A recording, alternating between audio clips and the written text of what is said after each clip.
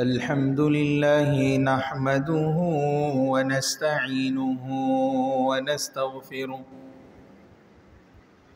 ونؤمن به ونتوكل عليه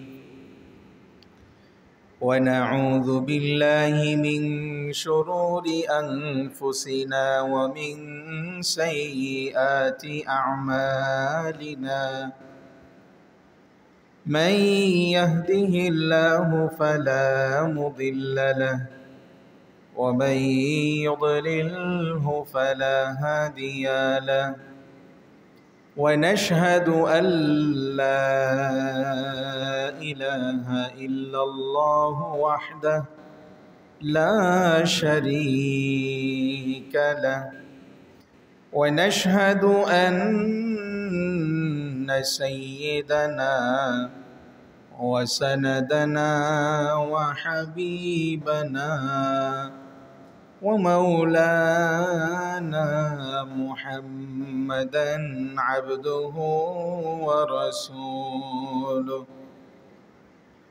الذي أرسله بالحق بشيرا ونذيرا وداعيا إلى الله بإذنه وسراجا وقمرا منيرا أما بعد فقد قال الله تبارك وتعالى في كلامه المجيد وفي فرقانه الحميد أعوذ بالله من الشيطان الرجيم بسم الله الرحمن الرحيم إن عدة الشهور عند الله 12 شهرا في كتاب الله يوم خلق السماوات والأرض منها 4 حرم ذلك الدين القيم فلا تظلموا فيهن أنفسكم وقاتلوا المشركين كافة كما يقاتلونكم كافة واعلموا أن الله مع المتقين آمنت بالله صدق الله مولانا العظيم وقال النبي صلى الله تبارك وتعالى صيام يوم عاشوراء إني أحتسب على الله أن يكفر السنة التي قبله والتي بعده أو كما قال عليه الصلاة والسلام اللهم صل على محمد وعلى آل محمد كما صليت على إبراهيم وعلى آل إبراهيم إنك حميد مجيد اللهم بارك على محمد وعلى آل محمد كما باركت على إبراهيم وعلى آل إبراهيم إنك حميد مجيد بلغ العلا بكماله كشف الدجى بجماله حسنت جميع خصاله صلوا عليه وآله بلغ العلا بكماله كشف الدجى بجماله حسنت جميع خصاله صلوا عليه وآله الحمد لله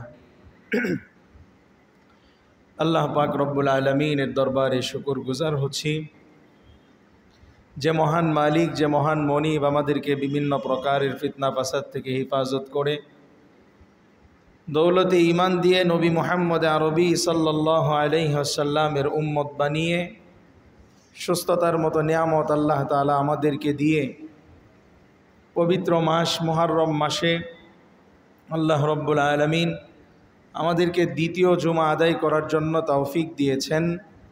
এজন্য অন্তরের অন্তরস্থল থেকে জবানকে ছেড়ে দিয়ে উঁচু আওয়াজে আল্লাহকে খুশি করার জন্য সকলে পড়ি আলহামদুলিল্লাহ।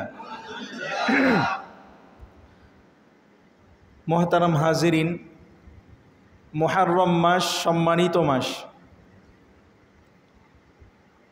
হিজরি সনের প্রথম মাস হচ্ছে মুহররম মাস। অবশ্য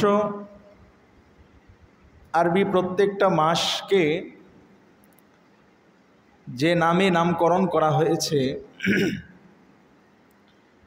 এ নামের পিছনে ঐতিহাসিক একটা প্রেক্ষাপট রয়েছে। অজহে তাসমিয়া, নামকরণের কারণ রয়েছে। প্রত্যেকটা মাস 12টা মাস, যদিও এটা আল্লাহ রব্বুল আলামিন আসমান জমিন সৃষ্টির সূচনা থেকেই আল্লাহ তাআলা এই মাসগুলোকে নির্ধারণ করেছেন। 12 মাসকে আল্লাহ তাআলা নির্ধারণ করেছেন। এই মাসগুলোর কোন মাসের অর্থ কি, মুসলিম হিসেবে এগুলো আমাদের জানার দরকার আছে। অথচ আক্ষেপের বিষয় হচ্ছে যে আমরা আরবি মাসগুলোর নামই বলতে পারি না। মাসগুলোর অর্থ, তাৎপর্য এটা তো দূরের কথা, কাছের কথা হচ্ছে এই মাসগুলোর নামই আমরা জানি না। অথচ ইবাদতের ক্ষেত্রে সৌর মাসের চাইতে চন্দ্র মাসের হিসাব রাখাটা অতীব জরুরি। কেউ যদি চন্দ্র মাসের হিসাব না রাখে তাহলে পূর্ণাঙ্গ রূপে শরীয়তে ইসলামের বিধিবিধানগুলোকে সে পালন করতে পারবে না। ধরেন রমজান মাস থাকা অবস্থায় রমজানের একদিন আছে, চন্দ্র মাসের হিসেবে যেহেতু ইবাদত সম্পৃক্ত, রমজানের একদিন আছে, একদিন থাকা অবস্থায় শাওয়াল মাসে সে ঈদ উল ফিতরের নামাজ আদায় করে ফেলছে। অথচ তার থেকে একটা রোজা ছুটে গেল। একটা রোজার মূল্য কেমন? কেউ যদি ইচ্ছাকৃতভাবে শরঈ উযর ব্যতীত একটা রোজাকে ছেড়ে দেয়, তরক করে, তাহলে সারা বছর রোজা রাখলেও রমজানের রোজার ফজিলত হাসিল করতে পারবে না। কত কঠিন! কোনো ব্যক্তি যদি ইচ্ছাকৃতভাবে রোজার ছেড়ে দেয়, এক রোজার জন্যে সেই রোজার কাজা আদায় করতে হবে লাগাতার 60 দিন। মাঝখানে অসুস্থতাজনিত কারণে বা কোনো কারণে যদি একদিন বিরতি দেয়, তাহলে আবার নতুন করে তার 60 দিন পূর্ণ করতে হবে। তাহলে কি পরিমাণ গুরুত্বপূর্ণ চন্দ্র হিসাব রাখা। অনুরূপভাবে জিলহজ মাসের 10 তারিখে কোরবানি করতে হয়। চন্দ্র মাসের হিসাব যদি না থাকে তাহলে সে যদি 9 তারিখে কোরবানি করে ফেলে তাহলে কি তার কোরবানি হবে? হবে না। সে লক্ষ লক্ষ টাকা খরচ করে কোরবানির পশু ক্রয় করলো আল্লাহকে খুশি করার জন্যে, কিন্তু চন্দ্র মাস সম্পর্কে তার জ্ঞান না থাকার কারণে তার এই অর্জিত সম্পদটা বিফলে চলে গেল। এটার দ্বারা সওয়াব তো সে পাবেই না, বরং নির্ধারিত সময়ে ইবাদত না করার কারণে সে গুনাহে গুনাহগার হবে। এজন্যে মুসলমান হিসেবে আরবি মাসগুলোর সাথে আমাদের পরিচয় খুব বেশি করা দরকার। আজকে মুসলমানরা সব জায়গায় নির্যাতিত, নিপীড়িত, নিগৃহীত, নির্বাসিত হচ্ছে। কারণ কি? কারণ একটাই, মুসলমানদের যে তাহজিব তামাদ্দুন আছে, মুসলমানদের যে নির্ধারিত সুনির্দিষ্ট সংস্কৃতি আছে, মুসলমানদের যে একটা আদর্শ আছে, মুসলমানদের জীবন পরিচালনার ক্ষেত্রে যে গাইডলাইন আল্লাহ রব্বুল আলামিন দিয়েছেন, আল্লাহ রব্বুল আলামিন মুসলমানদেরকে যে সংবিধান দিয়েছেন, এই সংবিধান অনুযায়ী মুসলমান তার জীবন পরিচালনা না করার কারণে আজকে মুসলমান সব জায়গায় অবহেলিত, নির্যাতিত, নিপীড়িত। এজন্য মোহতারাম হাজিরিন, শরীয়তে ইসলামের সাথে সম্পৃক্ত যে বিষয়গুলো, এগুলো চর্চা করার সময় এখন এসেছে। গোটা পৃথিবীতে হক বাতিল স্পষ্ট হয়ে গিয়েছে।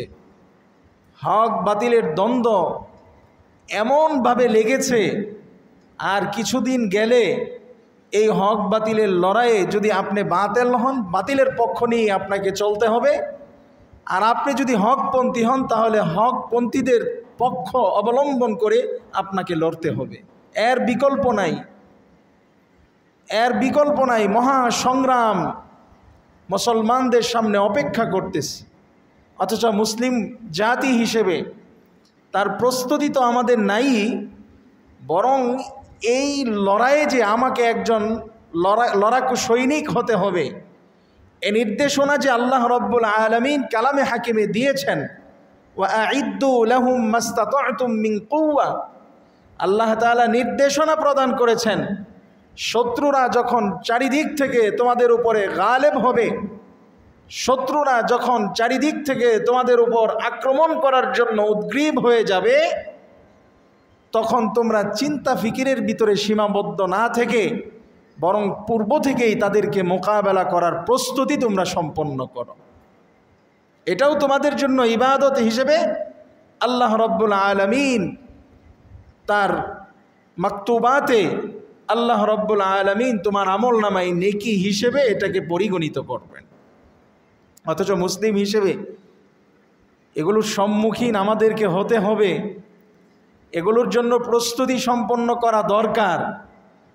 এই চিন্তা তো আমাদের মাথায় আসেই না, বরং এই কথাগুলো যদি কেউ বলে আমাদেরকে, তাহলে কেমন যেন আমাদের কাছে একটা অবাস্তব মনে হয়। কথা ঠিক কিনা?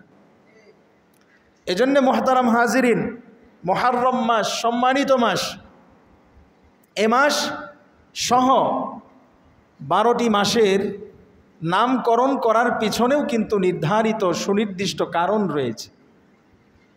মুহররম মাস, মুহররম শব্দের একটা অর্থ হচ্ছে নিষিদ্ধ। এটা যখন কোনো একটা রেস্ট্রিক্টেড এরিয়ার সাথে সীমাবদ্ধ হবে, তখন অর্থ হবে নিষিদ্ধ। আর যখন এটা বস্তুর সাথে বা সময়ের সাথে সম্পৃক্ত হবে, তখন এটার অর্থ হবে সম্মানিত বা মর্যাদাপূর্ণ। এজন্যেই হেরেম শরীফ, মুহররম, হেরেম থেকেই কি মুহররম। একজন মানুষ মক্কার হেরেমের ভিতরে সে শত অপরাধ করেও যদি প্রবেশ করে, তাহলে নিরাপত্তা পেয়ে যায়। অমাং দাখলাহু কানা আমিনা। একজন মানুষ দুষ করেছে, একটা বিষাক্ত প্রাণীও যদি সেখানে থাকে, ইহরামরত অবস্থায় সে হেরেমের ভিতরে যদি পায়, এটাকে কতল করা তার জন্য অবৈধ, নিষিদ্ধ। তাহলে যেহেতু জায়গার সাথে সম্পৃক্ত, এই জন্য এটা নিষিদ্ধ হয়ে গিয়েছে। আর এটা সময়ের সাথে, মাসের সাথে যখন এটা সম্পৃক্ত হয়েছে, তখন এটাকে মর্যাদার অর্থে নেওয়া হয়েছে। যেহেতু এই মুহররম মাসের সম্মান ও মর্যাদা এটা হযরতে আদম আলাইহিস সালাতু ওয়াস সালাম থেকে নিয়ে চলে আসছে আমাদের পর্যন্ত, এমনকি কিয়ামত পর্যন্ত এটার মর্যাদা অক্ষুণ্ণ থাকবে, অব্যাহত থাকবে। মুহররমের সম্মান ও মর্যাদা শুধু একটা ঘটনাকে কেন্দ্র করে নয়, বরং আল্লাহ রব্বুল আলামিন এই মুহররমের মর্যাদা, মুহররম মাসের বিশেষ করে আশুরা বা 10 তারিখে, আশুরা বলা হয় মুহররমের 10 তারিখের দিনকে, দিবসকে বলা হয়। এই 10 তারিখের দিবসটা বিশেষ করে আল্লাহ রব্বুল আলামিনের কাছে এটা মর্যাদায় ভূষিত ইসলাম পূর্ব যুগ থেকেই।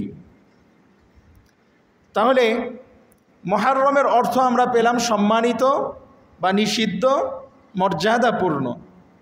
এরপরে আরবি মাসের দ্বিতীয় মাস হচ্ছে সফর মাস।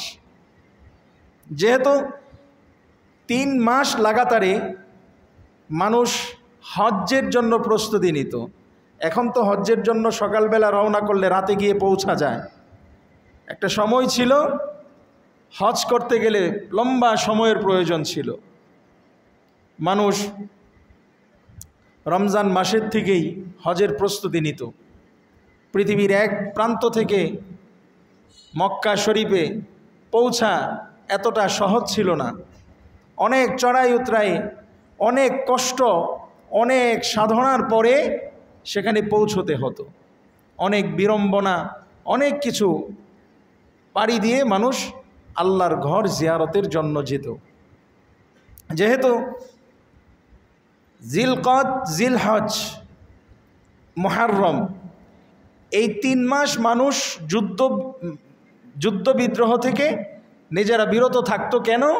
যে এই মাসে তারা হজ পালন করত। হজের মতো একটা গুরুত্বপূর্ণ ইবাদত পালনে এই সময় লেগে যেত। এরপরে দ্বিতীয় যে মাস সফর মাস, সফর বলা হয়, সফরন অর্থ হলো খালি। এই 3 মাস পরে মুসলমানরা কেউ ব্যবসায়িক কাজে, কেউ যুদ্ধ বিদ্রোহ করার জন্যে পুরুষেরা গড় থেকে বেরিয়ে যেত।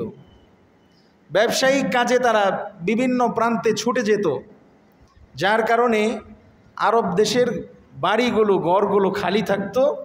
এজন্যে খালি থাকার মাস হিসেবে সফর মাসকে নির্ধারণ করা হয়েছে। এরপরে রবিউল আউয়াল, রবিউল সানি। রবিউন শব্দের অর্থ হচ্ছে বসন্ত।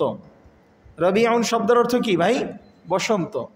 রবিউল আউয়াল হচ্ছে বসন্তের প্রথম মাস। বসন্ত যখন প্রবেশ করত তখন তারা এটাকে রবিউল আউয়াল হিসেবে বলতো। এজন্যই তো নবী করিম সাল্লাল্লাহু আলাইহি ওয়াসাল্লামের ব্যাপারে কোনো এক শিল্পী এই নাতে রাসূল রেখেছিলেন, রবিউল আউয়াল এসেছে, শান্তি সুখের চাঁদ হেসেছে। রবিউল আউয়াল এটা বসন্ত, বসন্তকাল। ঋতুর ভিতরে উৎকৃষ্ট কাল কি? বসন্তকাল। তো আরবরা রবিউল আউয়াল যখন প্রবেশ করত, একটা অংশকে রবিউল আউয়াল বলতো, আরেকটা চাঁদকে তারা রবিউল সানি বা বসন্তের দ্বিতীয় মাস হিসেবে আখ্যায়িত করেছে। এরপরে জুমাদাল উলা, জুমাদিউল উলা এবং জুমাদিউল আখের বা সানি। জুমাদিউল উলা, জুমাদিউল উলা শব্দটা জমদুন থেকে এসেছে। জমদুন অর্থ হচ্ছে জমে যাওয়া, একত্রিত হয়ে যাওয়া। আরব দেশে প্রচণ্ড ঠান্ডা পড়ত এই জমাদিউল উলা এবং জমাদিউল সানি বা ওখরা, এই 2 মাসে। যার কারণে তারা বাড়ি ঘরে জমে যেত, তাদের খাবার জমে যেত। এদিকে লক্ষ্য করে তারা জমাদিউল উলা হিসেবে নামকরণ করেছেন এবং জমাদিউল সানি হিসেবে নাম করেছেন। এরপরে রজব মাস। এই রজব মাস আল্লাহ রব্বুল আলামিনের কাছে অত্যন্ত প্রিয় এবং ফজিলতমণ্ডিত, যার কারণে নবী করিম সাল্লাল্লাহু আলাইহি ওয়াসাল্লাম যখন রজব মাস পেতেন তখন থেকেই রমজান মাসের জন্য প্রস্তুতিমূলক দোয়া আল্লাহ তাআলার কাছে করতে থাকতেন। আল্লাহ, আপনি রজব এবং শাবান মাসে আমাকে বরকত দান করুন, যাতে করে প্রস্তুতি সম্পন্ন করে রমজান মাসে ইবাদত বন্দিগি বেশি করতে পারি, ওই পর্যন্ত আপনি আমাকে হায়াত দারাজ করুন।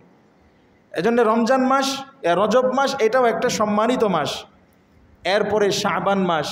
শাবান মাস অর্থ হচ্ছে, শাবান শব্দের অর্থ হচ্ছে বিক্ষিপ্ত হওয়া। আল্লাহ রব্বুল আলমিনের হাবিব যেহেতু রজব এবং শাবানে অনেক দোয়া করেছেন, বরকতের কথা বলেছেন, ঐতিহাসিকবিদগণ লেখেন যে শাবান মাসে আল্লাহ রব্বুল আলমিন বিভিন্ন প্রকারের বরকত আল্লাহ তাআলা বান্দাদেরকে এমনভাবে দান করেন যে গোটা পৃথিবীতে আল্লাহর বরকত বিক্ষিপ্তভাবে আল্লাহ তাআলা অবতীর্ণ করে দেন। এই মাসগুলোতে ইবাদত বন্দিগি করার দ্বারা সেই বিক্ষিপ্ত নিয়ামতগুলো থেকে সে সঞ্চারিত, সে সংগ্রহ করতে পারে। এজন্যে শাবান মাসকে বিক্ষিপ্ত মাস হিসেবে আখ্যায়িত করা হতো। এরপরে রমজান। রমজান শব্দের অর্থ হচ্ছে জ্বালিয়ে দেওয়া, পুড়িয়ে ছারখার করে দেওয়া। এটার একটা শরঈ হুকুম আছে।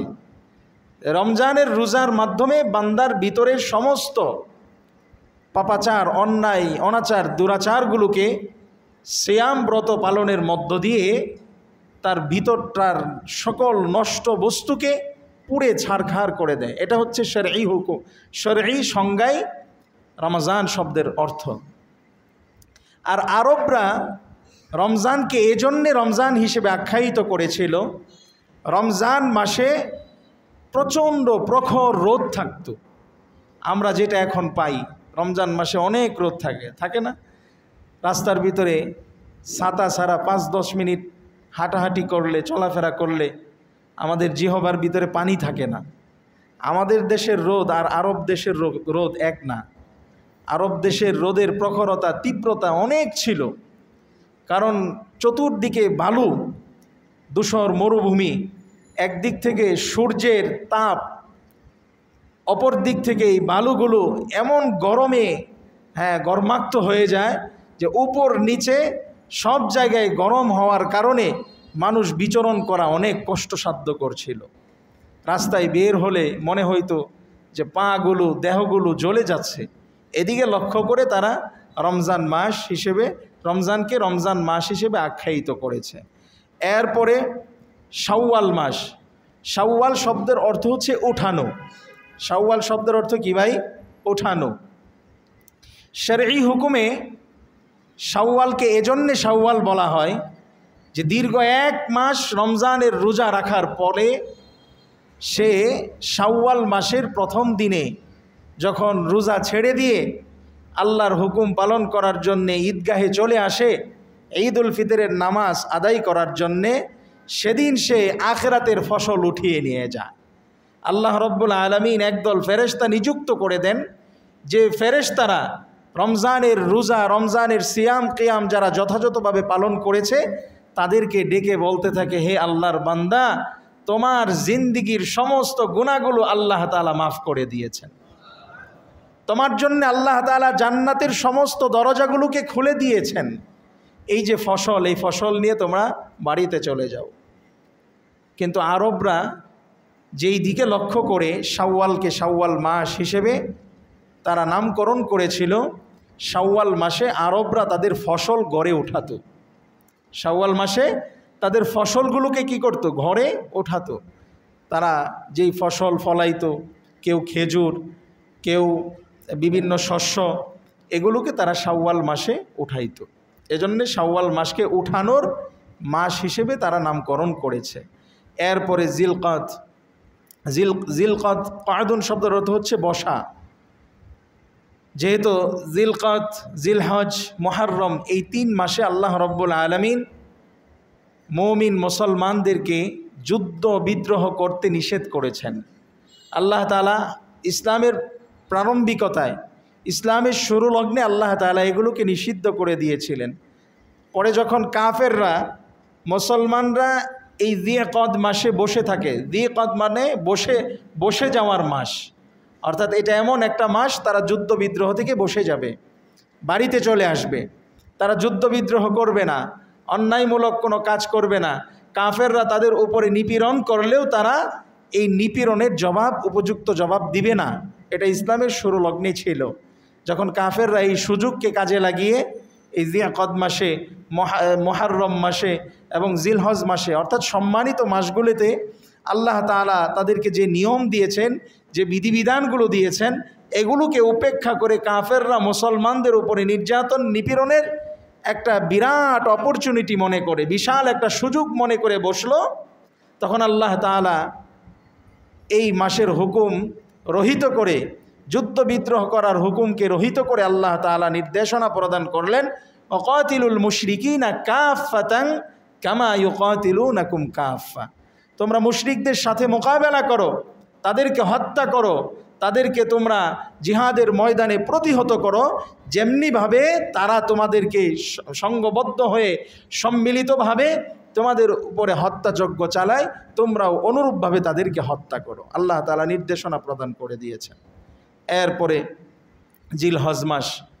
জিলহজ মাস আরবি মাসের সর্বশেষ মাস, 12তম মাস।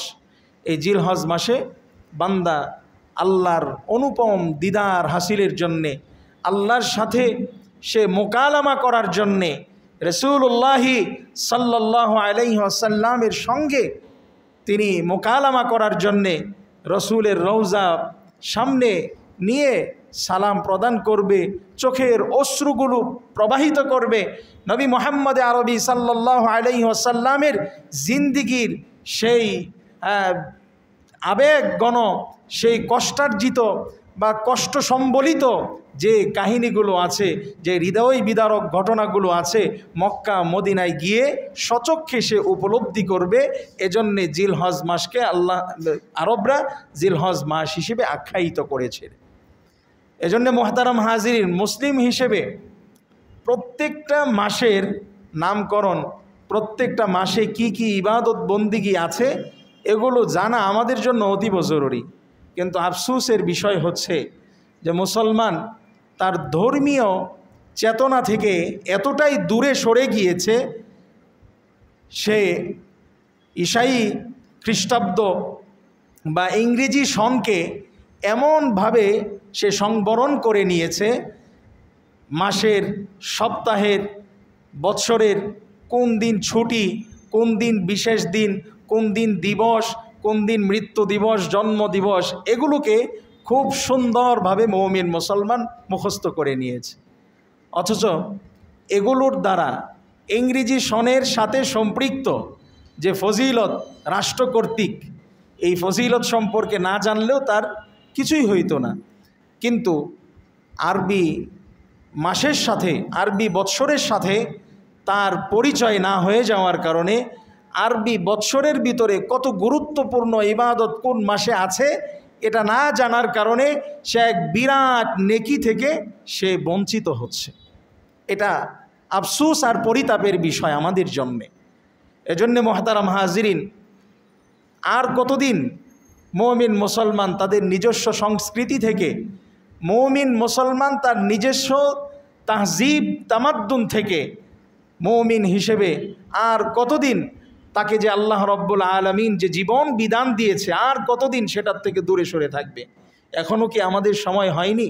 এখনও কি ইসলামের সাথে আমাদের ওতপ্রোতভাবে জড়িত হওয়ার, ইসলামের সাথে নিজের জীবনকে বাস্তবায়ন করার সময় কি আমাদের এখনও হয়নি? আর কবে হবে? হায়াত তো শেষ হয়ে যাচ্ছে। এজন্যে মোহতারাম হাজিরিন, সতর্ক হওয়া দরকার, সতর্ক হওয়া দরকার। গন্তব্য আমার কোথায়? আমি কি ছিলাম, কি হচ্ছি, কোথায় যাচ্ছি, আমার গন্তব্য কোন দিকে? যাত্রা তো আমি কোনো অবস্থাতেই আমি সংক্ষিপ্ত করতে পারতেছি না, যাত্রাটাকে কোনো অবস্থাতেই তো আমি স্থির করতে পারতেছি না। বয়স তো আমার দিন দিন বাড়তেছে, এটা কমানোর সুযোগ তো আমি কোনো অবস্থাতেই পাচ্ছি না। সুনিশ্চিত একটা ধ্বংসের দিকে আমি যাচ্ছি। তার জন্য কতটুকুন প্রস্তুতি আমি সম্পন্ন করেছি অ্যাজ এ মুসলিম হিসেবে, এটা আমাদের ক্যালকুলেশন করা, এটা আমাদের হিসেব করা অতীব জরুরি। এজন্য মুহতারাম হাজিরিন, মুহররম মাস, এ মাসের সাথে অনেকগুলো মুমিন মুসলমানের আবেগ সম্পৃক্ত। এটার ফজিলত আল্লাহ রব্বুল আলমিনের হাবিব সাল্লাল্লাহু আলাইহি ওয়াসাল্লাম ইসলাম পূর্ব যুগে থেকে যে এটার একটা ভিন্ন মর্যাদায় এটা ভূষিত হয়ে আসছে, নবী করিম সাল্লাল্লাহু আলাইহি ওয়াসাল্লাম এটা প্রমাণ করেছেন। আল্লাহর নবী সাল্লাল্লাহু আলাইহি ওয়াসাল্লাম মক্কা থেকে মদিনায় যখন হিজরত করে গেলেন, হিজরত করে যাওয়ার পরে ইহুদিদেরকে তিনি দেখতে পেলেন তারা এই মুহররমের 10 তারিখে রোজা রাখতেছে। নবী করিম সাল্লাল্লাহু আলাইহি ওয়াসাল্লাম তাদেরকে জিজ্ঞেস করলেন, তোমরা এদিনে কেন রোজা রাখতেছো? তোমরা কি কারণে রোজা পালন করতেছো? ইহুদিরা বলল যে এই দিনে আল্লাহ রব্বুল আলামিন হজরতে মূসা কালিমুল্লাহকে, হজরতে মূসা আলাইহিস সালাতু ওয়াস সালামকে আল্লাহ তাআলা ফেরাউন এবং তার সদল বল থেকে, আল্লাহ তাআলা তার নির্যাতন নিপীড়ন থেকে হজরতে মূসা আলাইহিস সালাতু ওয়াস সালামকে বিশেষ এক পদ্ধতি অবলম্বন করে আল্লাহ তাআলা মুক্তি দিয়েছিলেন। তার এই মুক্তির কারণে আমরা কৃতজ্ঞতা স্বরূপ মূসাকে স্মরণ করার জন্য এদিনে আমরা রোজা পালন করে থাকি। নবী করিম সাল্লাল্লাহু আলাইহি ওয়াসাল্লাম তাদেরকে বললেন, নাহনু আহাক্কু বিমূসা মিনকুম ফাসামাহু ওয়া আমারা বিসিয়ামিহি। নবী করিম সাল্লাল্লাহু আলাইহি ওয়াসাল্লাম বললেন, দেখো হজরতে মূসার ব্যাপারে তোমাদের চাইতে আমরা বেশি অধিক হকদার, আমরা বেশি হকদার। কারণ ইসলাম ধর্ম তো এমন একটা ধর্ম, লা নুফাররিকু বাইনা আহাদিম মির রুসুলি, মুসলমানদের ইমানে মুজমাল, ইমানে মুফাসসাল সব কিছুর ভিতরে শুধু আমাদের নবীকে মানার কথা, শুধু আমাদের নবীর শ্রেষ্ঠত্বগুলোকেই স্বীকার করার কথা বলা হয়নি, বরং আমাদের নবীর পূর্বে যত নবী রাসূলদেরকে আল্লাহ তাআলা জমিনে পাঠিয়েছিলেন সমস্ত নবী রাসূলদের প্রতি ইতিকাদ বা ধারণা, স্বচ্ছ সুন্দর ধারণা রাখার জন্য নির্দেশনা প্রদান করেছেন। আল্লাহ তাআলা নিজেই সূরা বাকারার শেষাংশে আল্লাহ তাআলা ইরশাদ করলেন, আমানার রাসূলু বিমা উনজিলা ইলাইহি মির রাব্বিহি ওয়াল মুমিনুন কুল্লুন আমানা বিল্লাহি ওয়া মালাইকাতিহি। আল্লাহর নবী সাল্লাল্লাহু আলাইহি ওয়াসাল্লামকে আল্লাহ তাআলা নির্দেশ দিলেন যে তুমি সমস্ত নবী রাসূলদের ভালাই যেগুলো ছিল, সমস্ত নবী রাসূলদের যে শ্রেষ্ঠত্ব আল্লাহ তাআলা দিয়েছেন সমস্ত শ্রেষ্ঠত্বগুলোকে স্বীকার করা, এটার ভিতরে কোনো ভেদাভেদ, এটার ভিতরে কোনো পার্থক্য সৃষ্টি করার জন্য আল্লাহ তাআলা আমাদেরকে নির্দেশনা, সৃষ্টি না করার জন্য নির্দেশনা প্রদান করেছেন। অথচ তোমরা যদিও মূসার শ্রেষ্ঠত্বের কথা বলো, কিন্তু মূসার শ্রেষ্ঠত্বের কথা বলতে গিয়ে ঈসাকে যে আল্লাহ তাআলা শ্রেষ্ঠত্ব দিয়েছেন, তোমরা খ্রিস্টানদের সেই ঈসার শ্রেষ্ঠত্বকে তোমরা মানো না। ঈসার শ্রেষ্ঠত্বকে যারা স্বীকার করে তারা আবার মূসার শ্রেষ্ঠত্বকে মানে না। এজন্য আল্লাহ রব্বুল আলামিন কালামে হাকিমের আরেক জায়গায় ইরশাদ করেছেন, ওয়াকালাতিল ইয়াহুদু লাইসাতিন নাসারা আলা শাই ওয়াকালাতিন নাসারা লাইসাতিল ইয়াহুদু আলা শাই। তাদের অবস্থা তো এমন, তাদের প্রেক্ষাপট তো এমন যে ইহুদিরা বলে যে নাসারারা কোনো ধর্মের উপরে নাই, নাসারারা কোনো আদর্শের উপরে নাই, নাসারারা বলে ইহুদিরা কোনো ধর্মের উপরে নাই, তারা কোনো আদর্শের উপরে নাই, একে অপরকে বিষোদ্গার করে। কিন্তু ইসলাম ধর্ম আমাদেরকে এ কথা শিক্ষা দিয়েছে, হজরতে মূসা আলাইহিস সালাতু ওয়াস সালামকে নবী করিম সাল্লাল্লাহু আলাইহি ওয়াসাল্লাম সম্মানের মর্যাদার যে মানদণ্ডে রেখে গিয়েছেন, সেই মর্যাদার সম্মানের মানদণ্ডে আমরা শুধু বিশ্বাস করি তা নয়, বরং এটাকে যারা অস্বীকার করে আমরা তাদের বিরোধিতা করি। কথা ঠিক কিনা?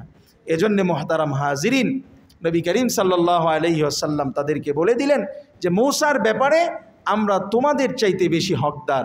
নবী করিম সাল্লাল্লাহু আলাইহি ওয়াসাল্লাম নিজেও রোজা রাখলেন এবং সাহাবাই কেরাম রিজওয়ানুল্লাহি তাআলা আলাইহিম আজমাইনদেরকেও এই আশুরা তথা মুহররমের 10 তারিখে রোজা রাখার নির্দেশনা প্রদান করলেন।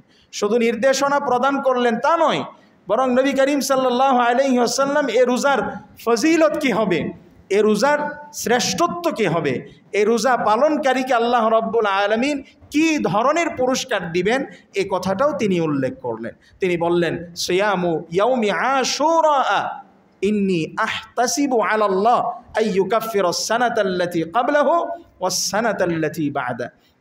নবী করিম সাল্লাল্লাহু আলাইহি ওয়াসাল্লাম ইরশাদ করলেন, কেউ যদি এই আশুরার দিনে রোজা রাখে, আমি আশা রাখি আল্লাহ রব্বুল আলামিন তার পূর্বের 1 বৎসরের গুনাহ এবং পরের 1 বৎসর গুনাহ আল্লাহ তাআলা অগ্রিম মাফ করে দিবেন।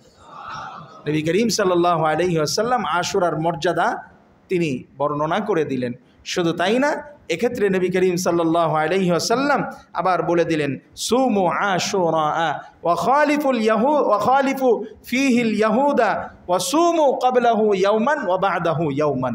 নবী করিম সাল্লাল্লাহু আলাইহি ওয়াসাল্লাম বললেন, হ্যাঁ তোমরা আশুরার দিনে রোজা তো রাখবে, তবে এখানে ভিন্ন একটা মূলনীতি অবলম্বন তোমরা করবে।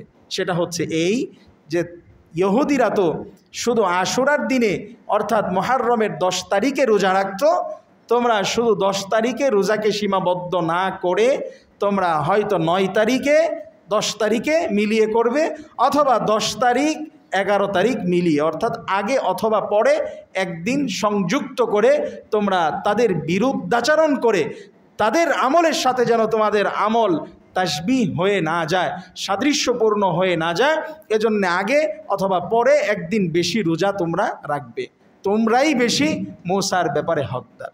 এজন্য মোহতারাম হাজিরিন, মুহররম মাস, এই মুহররম মাসের 10 তারিখ অর্থাৎ আজকে 8 তারিখ কেউ যদি রোজা রাখতে চায়, মুহররম মাসের এই উল্লেখিত ফজিলত যদি কেউ হাসিল করতে চায়, তাহলে আজকে রাত্রে খাবে, এর পরের দিনে এর পরের দিন অর্থাৎ কালকে এর পরের দিন শনি এবং রবি এই 2 দিন রোজা রাখবে, অথবা রবি এবং সোমবার এই 2 দিন রোজা তারা রাখবে।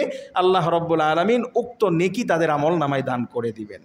এজন্য মোহতারাম হাজিরিন, এই মুহররম মাসের এই 10 তারিখ এটা শুধু কারবালার ইতিহাসকে সম্পৃক্ত করে এটা মর্যাদাপূর্ণ হয়েছে বিষয়টা এমন নয়, অথচ মুমিন মুসলমানদেরকে এমনভাবে এই আশুরার 10 তারিখকে উপস্থাপন করা হয়েছে, মুমিন মুসলমান কেমন যেন এটা ধরে নিয়েছে আশুরা বলতে যে ইমাম হুসাইন রাদিয়াল্লাহু তাআলা আনহুকে যে কারবালার প্রান্তরে মর্মান্তিকভাবে তাকে একেবারে অবর্ণনীয় পন্থায় যে হজরতে হুসাইন রহমতুল্লাহ রাদিয়াল্লাহু তাআলা আনহুকে যে শাহাদাতের পেয়ালা পান করাইছে, মুসলমানরা মনে করেছে যে এই আশুরা মানেই হচ্ছে কারবালা। অথচ নবী করিম সাল্লাল্লাহু আলাইহি ওয়াসাল্লাম আশুরার যে শ্রেষ্ঠত্ব, এটা কি কারবালার আগে বলছেন না পরে বলছেন? কত আগে বলছেন? প্রায় 50 বছর আগে বলছেন। কারবালার ঘটনা সংঘটিত হয়েছে 61 হিজরিতে। 61 হিজরিতে কারবালার এই মর্মান্তিক ঘটনাটা সংঘটিত হয়েছে। তবে হ্যাঁ, ইমাম হুসাইন রাদিয়াল্লাহু তাআলা আনহু কারবালার প্রান্তরে মর্মান্তিকভাবে যে তিনি শাহাদাত বরণ করেছেন, এটার প্রতি আহলে বাইত নবী করিম সাল্লাল্লাহু আলাইহি ওয়াসাল্লামের দৌহিত্র হিসেবে আমাদের অন্তরের ভিতরে মায়া কান্না দয়া, তার ব্যাপারে আমাদের দরদ, এটা তো অবশ্যই আছে, কিন্তু একটা ঘটনার ভিতরে মুহররমের শ্রেষ্ঠত্বকে সীমাবদ্ধ করে দেয়াটা এটা বেইনসাফি সারা কোনো কিছুই না। আর এটা করেছে শিয়া সম্প্রদায়ের লোকেরা। শিয়া সম্প্রদায়ের লোকেরা আল্লাহর নবী সাল্লাল্লাহু আলাইহি ওয়াসাল্লাম এই আশুরার দিনে যে এত ফজিলতের কথা বলেছেন, এই আশুরার দিন তো এমন, হজরতে নূহ আলাইহিস সালাতু ওয়াস সালামকে আল্লাহ রব্বুল আলামিন এই মহাপ্লাবন থেকে যেই মাসের যেই তারিখে মুক্তি দিয়েছিলেন, সেই তারিখটাই হচ্ছে আশুরার তারিখ, আশুরার 10 তারিখে। শুধু তাই না, আল্লাহ রব্বুল আলামিন অনেক জাতির উত্থান পতন এই আশুরার 10 তারিখ আল্লাহ তাআলা নিজ হাতে দিয়েছেন। এজন্য এই মাসে এই আশুরার যে ইতিহাস ঐতিহ্য, আশুরার যে মর্যাদা, এটাকে একটা জায়গায় সীমাবদ্ধ করলে নিজের উপরে জুলুম হয়ে যাবে। এটা না করে বরং নবী করিম সাল্লাল্লাহু আলাইহি ওয়াসাল্লাম পূর্ব থেকেই আশুরার বা মুহররমের 10 তারিখের যে ফজিলতকে বর্ণনা করে দিয়েছেন, ওই ফজিলত হাসিল করার জন্য আমাদেরকে চেষ্টা প্রচেষ্টা নিয়োজিত করতে হবে। এজন্য মোহতারাম হাজিরিন, মুহররম মাস আসলে অনেকের অনেক ধরনের ধারণা চলে আসে। গতকালকেও আমাকে একজন জিজ্ঞেস করলো, হুজুর মুহররম মাসে কি বিয়ে শাদী করানো যায়? তা আমি বললাম কেন করানো যাবে না? তো বলতেছে, হুজুর এটা তো একটা নিষিদ্ধ মাস, সে শুধু মুহররম বলতে নিষিদ্ধই বুঝেছে। কিভাবে নিষিদ্ধ হইল? যে এই মাসে নবী করিম সাল্লাল্লাহু আলাইহি ওয়াসাল্লামের নাতি সে মর্মান্তিকভাবে কারবালার প্রান্তরে তিনি শাহাদাত বরণ করলেন। এটা একটা তার ভাষায় সে বুঝাইতে চাইল অলক্ষী হবে, একটা অলক্ষণ দেখা দিবে। অথচ বিয়ে শাদী এটা তো একটা ভালো কাজ, এই ভালো কাজ এই একটা অশুভ মাসে কিভাবে করি? তাহলে তো সারা বছর ঝগড়াঝাটি লেগে থাকবে। তা আমি বললাম মুহররম মাস এটা কি শুধু এই কারবালার ঘটনাকে কেন্দ্র করে? বলতেছে তা তো হুজুর বলতে পারবো না, তা তো বলতে পারবো না। এই হলো আমাদের জ্ঞানের পরিধি, মুসলমানদের ধ্যান ধারণা। এজন্য মোহতারাম হাজিরিন, আমরা মুহররমকে এটা আল্লাহ তাআলা যেহেতু সম্মানিত মাস হিসেবে ঘোষণা করেছেন, এটা আমরা রোজা রাখবো। এরপরে এই মাসে যে সকল বিষয় আল্লাহ রব্বুল আলামিনের হাবিব আমাদেরকে করতে নিষিদ্ধ করেছেন, বিশেষ করে গুনাহের কথা সব ধরনের গুনাহ থেকে এই সম্মানিত মাসগুলোতে আমাদেরকে বেঁচে থাকার, পরহেজ করার কথা নবী করিম সাল্লাল্লাহু আলাইহি ওয়াসাল্লাম বলেছেন। যদি আমরা এইভাবে মুহররম মাসকে কাটাইতে পারি, তাহলে এই মুহররম মাসের সম্মান, মুহররম মাসকে যথাযথ ব্যবহার করার কারণে আল্লাহ রব্বুল আলামিন বৎসরের অন্যান্য মাসগুলোতে আমাদেরকে ইবাদত বন্দিগি করার তৌফিক আল্লাহ তাআলা দিয়ে দিবেন। আল্লাহ রব্বুল আলামিন আমাদের সকলকেই মুহররম মাসের যথাযথ মর্যাদা বুঝে মুহররমের কদর আল্লাহ তাআলা করার তৌফিক দান করুন। বিশেষ করে মুহররমের সেই ফজিলত মণ্ডিত রোজাগুলো আল্লাহ তাআলা আমাদের সকলকেই পালনের তৌফিক দান করুন। সকলে বলুন আমিন। ওমা আলাইনা ইল্লাল বালাগ ওয়া আখিরু দাওয়ানা আনিল হামদুলিল্লাহি রাব্বিল আলামিন। যারা সুন্নত পড়েন নাই